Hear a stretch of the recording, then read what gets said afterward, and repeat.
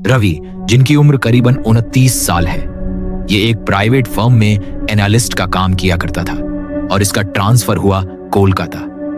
Company की तरफ से इसे एक कोलकाता की पुरानी रेजिडेंशियल कॉलोनी के अंदर फ्लैट मिला। ये जो कॉलोनी थी, इस कॉलोनी में एक तरफ 4-4 मंजिल के फ्लैट्स बने हुए थे और दूसरी तरफ ओल्ड स्टाइल बंगाली हाउसेस थे। लंबे बरामदे, लकड़ी के दरवाजे और उनमें रहने वाले मोस्टली लोग जो थे वो रिटायर्ड लोग थे। कॉलोनी के बीच में से एक पतली सी गली जाती थी जो जाकर एंड होती थी एक पोखरी पर, यानी एक छोटे से तालाब पर। उस पोखरी के चारों तरफ उस किनारे पर बड़े बड़े पुराने पेड़ थे।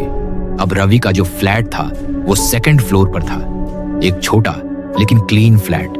उसके फ्लैट में जो किचन था, उस किचन में एक बालकनी दी हुई थी और उस किचन की बालकनी से वो पोखरी का एक कोना दिखाई देता था। कोई बहुत अमेजिंग व्यू तो नहीं था, बट ठीक है, इतने बड़े शहर के अंदर अगर आपको फिर भी नेचुरल किसी वाटर बॉडी का व्यू मिल रहा है तो दिल को सुकून देने के लिए वो काफी है। जब वो बॉस से मिला पहले दिन, तो बॉस ने कहा कि वो एरिया थोड़ा पुराना है लेकिन बहुत पीसफुल है, तुम वहां पर आराम से एडजस्ट कर लोगे। रवि को भी अपनी जिंदगी में थोड़ी शांति, ठहराव चाहिए था। बाकी के मेट्रो शहरों की भाग दौड़ भरी जिंदगी उसने बहुत सही थी, इसलिए उसको भी थोड़ा सा ही जो स्लो पेस लाइफ मिल रही थी वो बहुत अच्छी लगने वाली थी।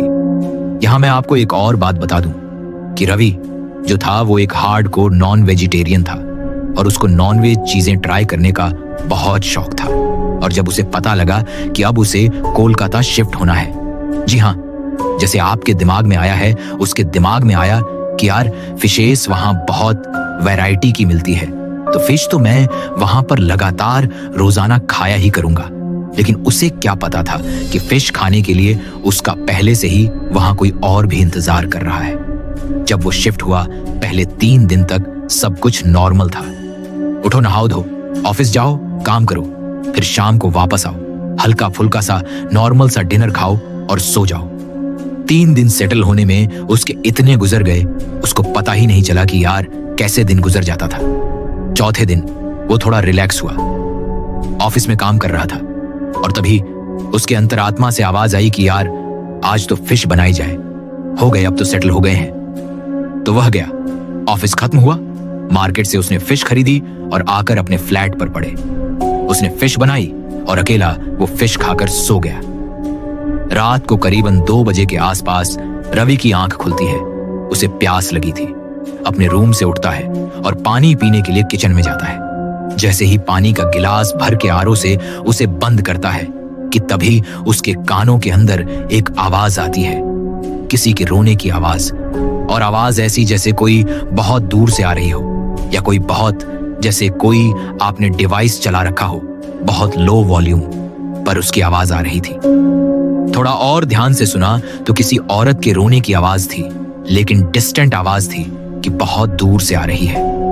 उसे लगा हो सकता है कोई टीवी देख रहा हो उसमें, या तो टीवी चलाकर सो गया हो, या मूवी का कोई ऐसा सीन चल रहा है उसमें कोई औरत रो रही होगी। वह पानी पीता है, गिलास रखता है, वापस अपने रूम में जाता है और जाकर सो जाता है। अगले दिन वो फिर उठता है, ऑफिस जाता है, सेम रूटीन, घर पर आता है, खाना बनाता है, खाता है और सो जाता है। रात को 2 बजे फिर से उसकी आंख खुलती है। आंख खुलती तो इस बार उसे बाहर जाने की जरूरत भी नहीं थी। अपने रूम के अंदर ही उसे किसी औरत की सिसकियों की आवाज आ रही थी। न कोई चीख, न कोई ड्रामा, बस एक थकी हुई, दबी हुई सी आवाज, जैसे कोई बैठकर सिसकियां ले रहा हो। अब उसका जो रूम था वो दूसरे फ्लैट से, ऑब्वियसली देखिए, आप जानते हैं कि जो फ्लैट्स होते हैं उनमें वॉल्स कनेक्टेड होती है, तो दीवार में कान ला के सुना तो आवाज तो अभी भी आ रही थी। तो उसे लगा यार हो सकता है पड़ोस वाले में कोई लेडी रहती हो। बातचीत उसकी, ऑब्वियसली फ्लैट तो सारे थे ही वहां पर, किसी का मेंटल ब्रेकडाउन हो रहा हो, घर की कोई प्रॉब्लम हो, मुझे क्या लेना देना है। उसने अपना तकिया लगाया कान पर और वापस से सो गया। ये रात भी गुजरी, अगली रात आई, फिर से वही रात को 2 बजते ही उसे फिर से किसी के रोने की आवाज आई। 2 दिन, 3 दिन, 4 दिन उसने कोई ना कोई रीजन सोचकर इग्नोर किया, लेकिन अब जब हर रात से ऑलमोस्ट सिमिलर टाइम पर आवाज आने लगी तो उसकी क्यूरोसिटी बढ़ने लगी। वो सोचने लगा कि आखिर यार ये आवाज आ कहां से रही है। अब उसने अपने घर के हर कोने पर जाकर उस आवाज को सुनने की कोशिश की तो आवाज उसको मोस्टली ठीक ठाक कहां सुनाई देती थी, किचन में। वो किचन में जाता तो उसे लगता कि किचन के आसपास के एरिया से कोई आवाज आ रही है। वो बालकनी में गया, उसने चारों तरफ देखा। आसपास के फ्लैट में कोई नहीं था, सब सोए हुए थे। उसने उस पोखरी की तरफ देखा, वहां पर भी उसे कुछ दिखाई नहीं दे रहा, लेकिन उसको आवाज आ रही थी। थोड़ी देर के बाद आवाज आना भी बंद हो गई। रवि अपना आकर वापस कमरे में सो गए। उसे लगा कि पता नहीं क्या चक्कर है यार, देखते हैं कल किसी से पूछेंगे। तो वो सुबह उठता है तो उसकी ना इस कॉलोनी में भी पिछले 4-5 दिन उसने गुजारे थे। उसके अंदर एक अंकल थे जो सुबह जब वो ऑफिस जाता था तो वॉक किया करते थे। तो उस टाइम पर उससे उसकी हाय हेलो मॉर्निंग विश हो जाया करती थी। वो थे घोष अंकल। तो वो जा रहा था ऑफिस, रोज की तरफ उसे घोष अंकल मिले। उसने उनको मॉर्निंग विश किया और उसके बाद उसने उनसे बोला, अंकल मुझे आपसे कुछ पूछना है। तो बोले, हाँ बेटा बोलो क्या पूछना है। उसने अंकल से बोला कि अंकल ये जो पोखरी है, इस पोखरी के उस तरफ भी कोई रहता है या ऐसा कुछ है, मतलब कि कोई काम वाम चल रहा हो, कुछ लोग वहां रहते हो। तो अंकल उसके जैसे उसने पोखरी का नाम लेके पूछा, अंकल के चेहरे के तेवर बदल गए। थोड़ा उनका चेहरा सीरियस हो गया और वह बोले कि बेटा पोखरी के उस तरफ कोई नहीं रहता है और पोखरी के आसपास कोई जाता भी नहीं है और रात को तो वहां बिल्कुल भी नहीं जाना चाहिए, क्योंकि पोखरी के उधर कुछ है, एक ऐसा साया जिसे लोग पेतनी कहते हैं। घोष अंकल की बात सुनकर पहले तो रवि को हंसी आ गई, लेकिन उस टाइम उसने अपना चेहरा सीरियस रखा, कहीं अंकल बुरा ना मान जाए। उसके बाद वहां से वह गया और मन ही मन सोच रहा था कि यार आज के मॉडर्न जमाने में भी ये लोग ऐसी बातें मानते हैं। खैर कोई नहीं, एज हो चुकी है, बचपन से उन्होंने कहानियां सुनी है और शायद बच्चों को डराने के लिए बोलते हैं, इसलिए यहां पर भी उन्होंने यही कहानी बना दी है। तो रवि नॉन बिलीवर था। उसको लगता था ऐसा बकवास है, फालतू की स्टोरीज और कुछ भी नहीं है इससे ज्यादा। और वो वापस से अपने ऑफिस जाता है और ऑफिस जाकर वो डिसाइड करता है कि अगर आज रात को भी मुझे आवाज आई तो मैं एक्चुअली देखूंगा कि ये आवाज आ कहां से रही है। कोई ना कोई इसका लॉजिकल रीजन होगा, या तो कोई जानवर है या किसी चीज की आवाज है। ये पेतनी वेतनी का कॉन्सेप्ट तो उसे समझ में ही नहीं आ रहा था। फिर उसी रात 2 बजे के आसपास वापस से उसकी आंख खुलती है। उसे वही आवाज आती है रोने की, लेकिन आज रोने के साथ साथ एक आवाज ऐसी आ रही जैसे कोई चीखने की कोशिश कर रहा हो। एक औरत की आवाज थी। ऐसा लग रहा था कि जैसे किसी ने उसका गला दबा दिया हो और उसके बाद भी वह चीखने की कोशिश कर रही हो। रवि आज पहले से ही तैयार था। वो उठता है और अपने फ्लैट के चारों तरफ एक्सप्लोर करना शुरू करता है। वो बेड से उठा और अपनी विंडो के पास गया। स्लाइडिंग डोर वाली विंडो से उसने स्लाइड किया। देखा पूरी कॉलोनी डेड साइलेंट। रात को थोड़े बहुत झिंगुर विंगुर जो बोलते हैं वो, कहीं दूर से कुत्तों के भौंकने की आवाज और उसी के साथ मिक्स्ड औरत के रोने की आवाज। चारों तरफ देख रहा था, उसे कोई दिखाई नहीं दे रहा था और ऐसा कोई सोर्स नहीं दिख रहा था जहां से वो आवाज आ रही हो। फिर थोड़ी देर के बाद वो आवाज आना बंद हो गई। उसने देखा, कंफर्म किया कि आवाज बंद हो गई है। उसने विंडो का डोर वापस से स्लाइड किया और जैसे ही घूमने लगा उसकी नजर विंडो के डोर पर बने हुए एक निशान पर पड़ी। एक छोटा सा निशान, एक इंसान की उंगली का निशान। जब आप ग्लास पर उंगली लगाते हो तो वहां पर जो आपके फिंगरप्रिंट बन जाते हैं, वैसा निशान। ये निशान बाहर से अंदर की तरफ बना हुआ था, लेकिन कोई इंसान बाहर से उस विंडो को टच नहीं कर सकता था, क्योंकि वो एक फ्लैट दीवार पर थी। कोई बालकनी या कोई ऐसा स्लैब नहीं था उस विंडो के नीचे। उसे लगा बड़ा अजीब सा निशान है। उसने निशान को साफ कर दिया कपड़े से लाके और फिर वापस अपनी विंडो लगाई और जैसे विंडो लगाई वो घूमने लगा। उसकी आंखों के सामने वो निशान वापस उभर आया और इस बार उस निशान के नीचे एक पानी की बूंद भी थी। रवि देखकर शॉक्ड हो जाता है और सीधा वहां से भागता है। पलंग पर लेटता है और सबसे प्रोटेक्टिव हथियार यानी अपना कंबल सिर से लेकर पैर तक वो उस चद्दर को ओढ़ लेता है और खुद को यह समझाता रहता है कि बस एक वहम है, वो एक सपना है, ऐसा कुछ भी नहीं है। और अपने आप को समझाते समझाते उसे कब नींद आ जाती है उसे पता ही नहीं चलता है, क्योंकि दिन भर की ऑफिस की थकान भी थी और दूसरा उसने दोबारा निकलकर हिम्मत आंख उठाकर ये देखने की हिम्मत नहीं की कि वो निशान वहां पर कैसे आया। सुबह वो उठता है, उठते ही पहले उसके दिमाग में वापस से वही निशान वाली चीज आती है और फिर वो उठकर जाता है, विंडो पर देखता है तो कोई निशान नहीं था। फिर उसे लगता है कि शायद उसके दिमाग में कुछ ज्यादा ही चीजें चल रही हैं। घोष अंकल ने बताया उसके बाद से उसका दिमाग चीजों को मैनिपुलेट कर रहा है और ये मात्र उसका वहम है। अगर किसी और रीजन से वो निशान बना होता तो वो ग्लास विंडो पर जरूर होता। अपने आप को इस तरह समझाकर वो ऑफिस चला जाता है। ऑफिस का आज का दिन उसके लिए बहुत ज्यादा हेक्टिक था और वर्कलोड भी बहुत ज्यादा था, तो दिन भर उसके दिमाग में कुछ आया ही नहीं। शाम को करीबन 9:30 के आसपास वो ऑफिस से आया और वो अपनी कॉलोनी में एंटर कर रहा था। अपनी माँ से फोन पर बात कर रहा था।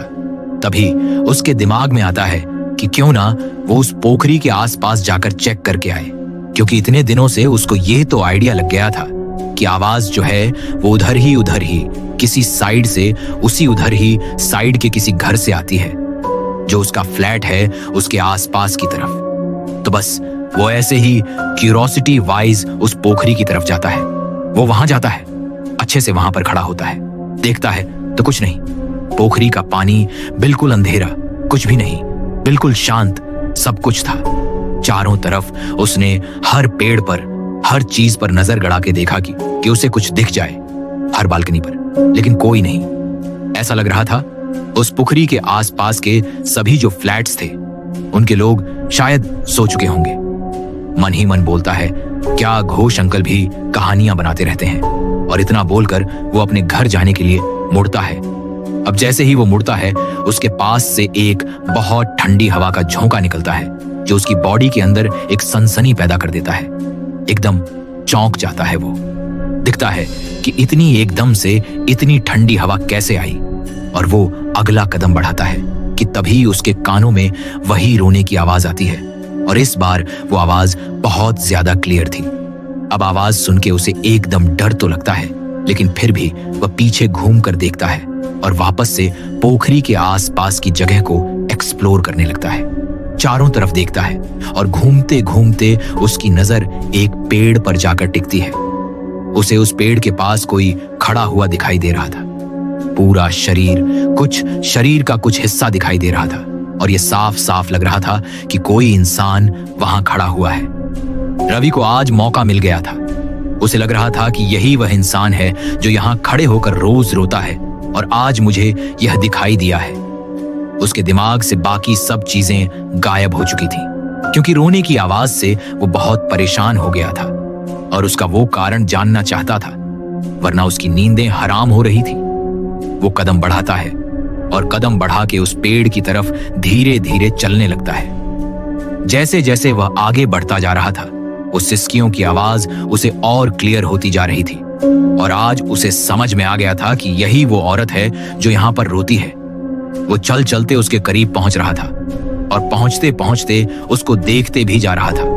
उसकी पीठ रवि की तरफ थी। वो आगे बढ़कर उसका चेहरा देखना चाहता था कि तभी उसकी नजर उसके पैरों पर पड़ी। वो जो भी कोई वहां खड़ा या खड़ी थी उसके पैर नहीं थे, मतलब वो हवा के अंदर झूल रही थी।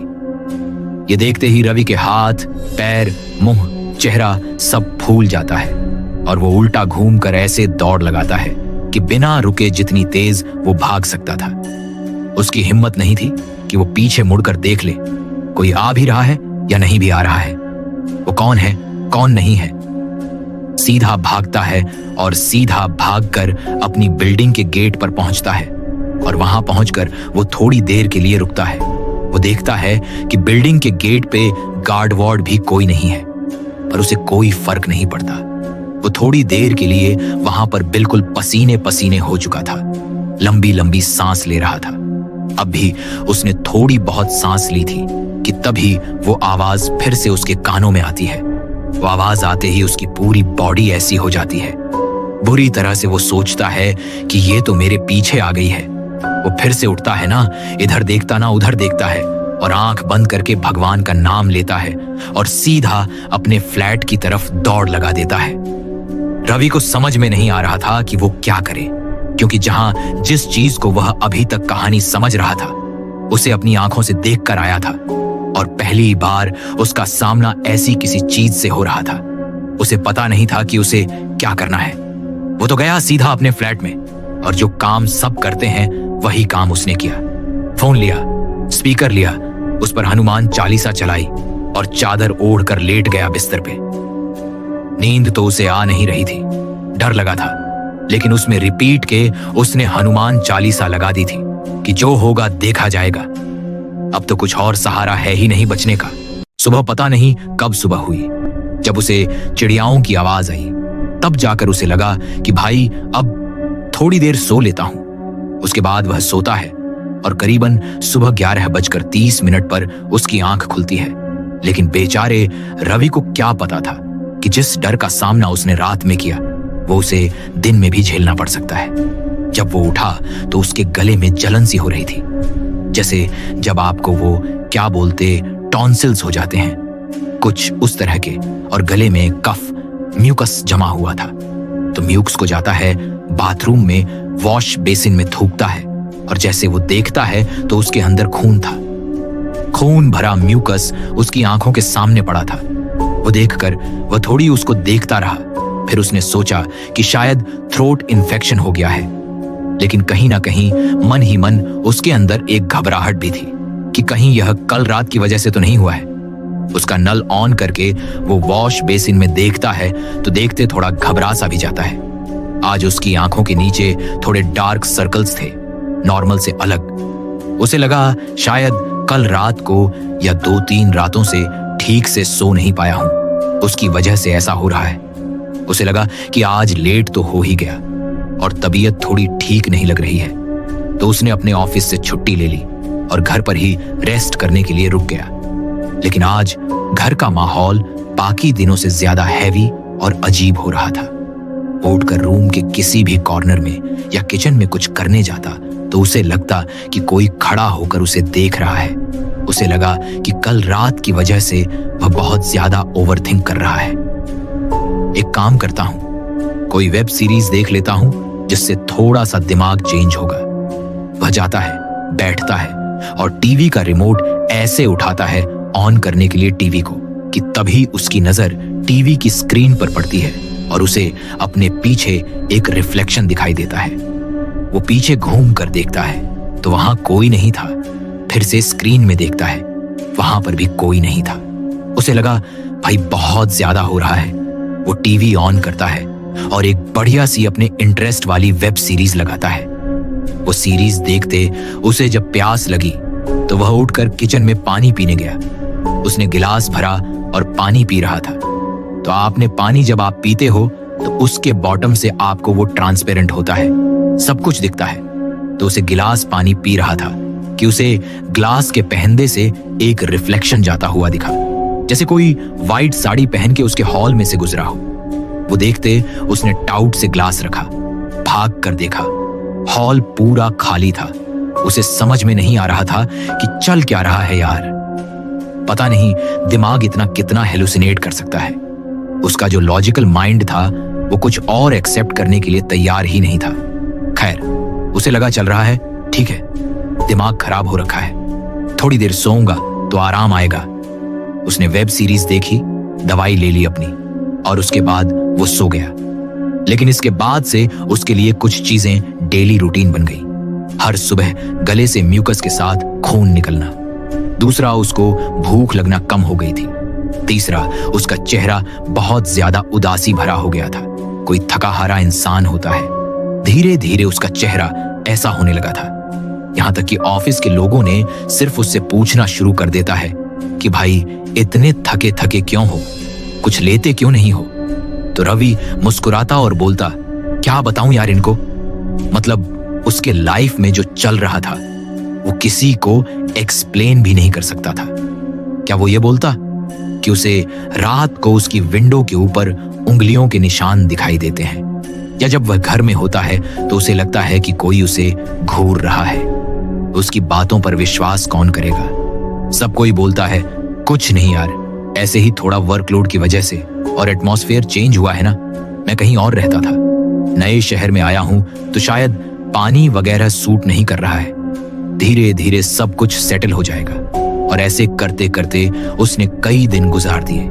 लेकिन हाँ, इन दिनों में उसे सच ऐसा कोई एक्सपीरियंस नहीं हुआ जो उसे मजबूर कर दिया, उसे सोचने पर मजबूर कर दे कि उसके साथ कुछ गलत चल रहा है। बस वही नॉर्मल चीजें हुआ करती थी। लेकिन एक रात की बात है, वो सोया हुआ था, दवाई उसने ली हुई थी और उसको एक सपना आता है। सपने में उसको बेसिकली स्लीप पैरालिसिस फील हो रहा था। उसको सांस लेने में दिक्कत हो रही थी, जैसे उसके छाती के ऊपर कोई बैठा हुआ है, उसके फेफड़ों के अंदर कोई घुस गया जो रोक रहा है उसको सांस लेने। उसका दम भर रहा था, सांस फूल रही थी और उसे कमर के नीचे का हिस्सा काम ही नहीं कर रहा था, जैसे पैरालिसिस आ जाता है वैसा। जैसे तैसे करके उसने आंखें खोली, और जैसे उसने आंखें खोली, ऊपर घूमते हुए पंखे के साथ साथ उसको एक साया नजर आया जिसकी सिर्फ आंखें चमक रही थी। उसको देखते हुए वो चिल्ला के उठा, और उठा तो उसे देखा उसकी पूरी शर्ट पसीने से भरी हुई है। वो थोड़ी देर उसको नॉर्मल होने में लगा कि उसने क्या देखा, यह सपना था या रियलिटी थी। उसने अपने रूम को ढंग से चेक किया, वहां पर कोई भी कुछ भी नहीं था। लेकिन वो होता है ना, आपको पता होता है कि आप अंदर तक घबरा गए हो। वो बुरी तरह से घबरा गया था और उसकी आंखों से आंसू निकल गए थे कि सब मेरे साथ क्या हो रहा है। जैसे तैसे उसने वो रात काटी। सुबह उठा और उठते ही उसने सबसे पहला काम किया, रोते हुए अपनी मां को फोन किया और उनको सारी बात बता दी। मां ने उसकी आवाज में डर को पहचान लिया और उससे ज्यादा पूछताछ नहीं की। मां ने सिर्फ यही कहा कि एक काम कर, तू घर आ जा। मां की बात सुनकर उसे भी लगा कि शायद ये सब और ऑफिस का स्ट्रेस बहुत ज्यादा हो रहा है, मैं भी घर ही चलता हूं। उस टाइम ने ऑफिस में छुट्टी की बात की अपने बॉस से। उसकी हालत देखकर वैसे लग रहा था। उन्होंने भी मना नहीं किया और रवि अपने घर पहुंच गया। घर पहुंचने के बाद मां ने उसे अपने गले लगाया। उसे देखा, बेटा क्या हाल कर लिया तूने अपना, देख तेरा चेहरा कितना सा हो गया है, अब तू यहीं रह, छोड़, माम होता रहेगा, देखता रहेगा। तो वहीं रुका। उस दिन उसको मां ने अच्छे से खाना वाना खिलाया, परिवार का माहौल मिला, सभी लोग मिले। उस रात उसे नींद भी बहुत अच्छे से आई। बहुत दिनों बाद वो शांति से करीबन 10 से 12 घंटे के आसपास सोया। लेकिन उस बेचारे को यह पता नहीं था कि शांति ज्यादा देर टिकने वाली नहीं है। उसका एक दिन अच्छे से गुजरा। दूसरे दिन उसको यह लगा कि यार सब वहां की नेगेटिविटी थी और कुछ भी नहीं था। आज रात जब वह वापस से सोया तो उसे फिर से वही सेंसेशन आया जो उसे अपने उस वाले फ्लैट में आया था।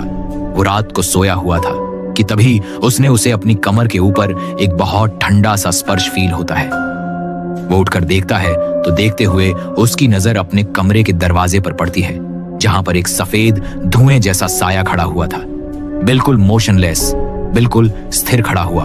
और फिर कुछ ही सेकंड्स में उसकी आंखों के सामने सामने एकदम से गायब हो गया। उसने लाइट जलाई और देखा। उसे लगा कि वो हेलुसिनेट कर रहा है। जो उस दिन उसके साथ हुआ था उसकी वजह से उसका दिमाग ये चीजों को मैनिपुलेट कर रहा है। खैर, थोड़ी देर घबराते घबराते वो वापस से सो गया। सुबह वो उठा, अपना ब्रश वश करने गया तो उसकी माँ उसका बिस्तर समेटने आई तो उसकी माँ ने बिस्तर के कोने पर एक छोटा सा खून का धब्बा देखा। माँ ने घबरा कर रवि से पूछा, ये क्या है? तो उसने बताया कि माँ, मुझे बलगम में खून आता है। तो उसने बोला, बेटा तुझे पहले बताना चाहिए था ना। तो क्या बताएं कि कब से सब शुरू हुआ है। उसकी माँ और उसके पिताजी उसको डॉक्टर के पास लेकर गए। डॉक्टर ने चेकअप किया, सारी रिपोर्ट्स नॉर्मल थी। उन्होंने बोला कि हो सकता है इसके थ्रोट में इन्फेक्शन या टॉन्सिल्स वगैरह हो गए हों, छोटे छोटे। उनकी वजह से कभी कभी ब्लड आ जाता है, ऐसी कोई घबराने वाली बात नहीं है। उसके बाद उन्होंने यह भी बोला कि वो रवि ने खुद ही बोल दिया कि डॉक्टर साहब, मुझे ना बहुत अजीब सा फील होता है, फीवरिश सा लगता है और डर लगता है अलग तरह का। तो डॉक्टर बोलते हैं, ऐसा देखो, साइकोलॉजिकल हो सकता है, आप एक साइकेट्रिस्ट से डिस्कस कर लो, बाकी फिजिकली आपकी बॉडी में कोई दिक्कत नहीं है।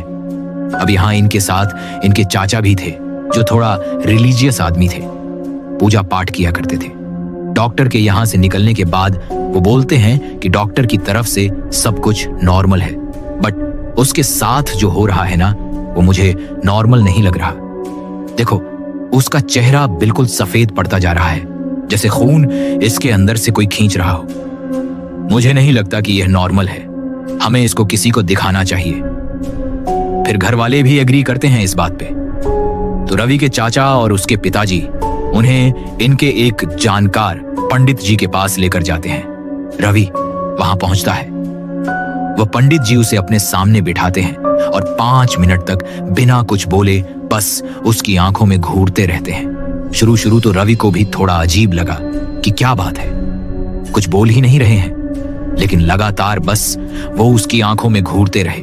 और 5 मिनट के बाद वो बोले, तुम्हारे आसपास कुछ है जो तुम्हें छोड़ना नहीं चाहता है। पहली बार रवि ने किसी और के मुंह से ये बात सुनी थी जो उसे खुद को फील हो रही थी, और यहां से उसे एक आशा की किरण दिखाई दी कि इस इंसान को कैसे पता। उसके बाद पंडित जी ने रवि की आंखों में और थोड़ा गहराई से देखा और बोले, तुम किसी पुरानी चीज के पास गए थे, कोई पुराना घर, कोई तालाब, कोई ऐसी जगह। ये बात सुनकर रवि शॉक्ड हुए। उसने बोला कि हाँ, मैं जहां रहता था उसके पीछे एक पोखरी थी और मैं एक दिन रात को वहां पर गया था। फिर वो पंडित जी ने आंख बंद की, कुछ मंत्र बोले, बुदबुदाए मन में, और फिर उसके बाद आंख खोलकर फिर से रवि की तरफ देखते हैं और बोलते हैं, वो तुमसे चिपक गई है, तुमने उसे देखा या नहीं देखा, लेकिन उसने तुम्हें चुन लिया है, और ये कोई आम आत्मा नहीं, ये एक पेतनी है। उनकी बात सुनकर वो बोलता है, पेतनी? पेतनी क्या मतलब, कोई भूत?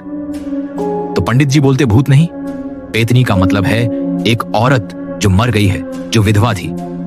पुराने जमाने में एक विधवा को समाज पर कलंक माना जाता था और अपने पति की मौत का कारण भी उसे ही माना जाता था, और कई जगहों पर इन विधवाओं को या तो मार दिया जाता था या इनको समाज के बाकी सुखों से वंचित रखा जाता था।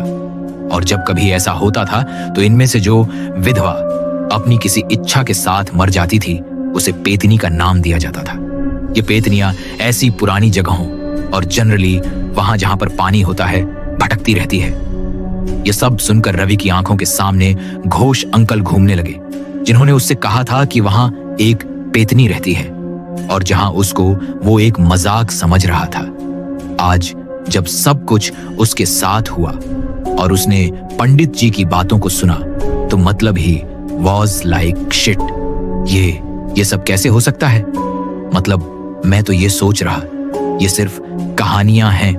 फिर उसके बाद उन पंडित जी ने एक रक्षा सूत्र लिया, उसके हाथ पर बांधा और उससे बोले, तेरे गले से अब भी खून आ रहा है ना? रवि वाज लाइक कि कौन है भाई ये, मेरे बिना बताए इसको सब कुछ कैसे पता है? और मैं आपको बता दूं ना, उसके चाचा ने ना उसके फादर ने इनको ये बात बताई थी। इसके बाद पंडित जी ने फिर से अपनी आंखें बंद की 2 मिनट के लिए और फिर वापस आंख खोली और बोले, वो तुझ में अंतर्वास कर रही है। रवि बोलता है, अंतर्वास? अंतर्वास मतलब वो तेरे शरीर में आ चुकी है और वह तेरी ऊर्जा को खींच रही है। तेरा शरीर वो धीरे धीरे कमजोर कर रही है ताकि उस पर कब्जा कर सके। और जब कोई आत्मा किसी इंसान के शरीर में घुसने का रास्ता बना लेती है तो उसे ही हम लोग अंतर्वास कहते हैं। उसके बाद पंडित जी ने इनके पिताजी से कहा कि एक छोटी सी पूजा करनी होगी जो आप ही के घर में होगी, तो आप ये सामान ले आइए, आज ही इसका निपटारा कर देते हैं। ये लोग घर पहुंचते हैं। घर में थोड़ा सा हवन की स्थापना की जाती है। रवि को वहां बिठाया जाता है। हवन के अंदर धूप बाकी सब सामग्री जलाई जाती है और पूजा शुरू होती है। पूजा के दौरान रवि बार बार बेचैन हो रहा था। कई बार उसका शरीर ऐसे कांपने लगता था और एक पल ऐसा भी आया कि बिल्कुल वो आंख बंद करके ऐसे खड़ा हो गया और यूं खींच रहा अपने शरीर को जैसे पीछे से कोई उसका गला दबा रहा हो। उसे वहां से ले जाने की, उठाने की कोशिश कर रहा हो। लेकिन जो पंडित जी थे, उनके मंत्र इतने शक्तिशाली और तेज थे कि रवि अपनी जगह से हिल भी नहीं पा रहा था। आखिर में पंडित जी ने कपड़ा रवि के सिर पर रखा और उसके कान में जाकर बोले, अभी के लिए मैंने उसका रास्ता बंद कर दिया है, लेकिन यह परमानेंट इलाज नहीं है।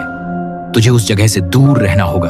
अगर तू दोबारा वहां गया तो फिर से तेरे ऊपर आ जाएगी और तुझसे बंध जाएगी, और इसके बाद मैं भी तुझे बचा नहीं पाऊंगा।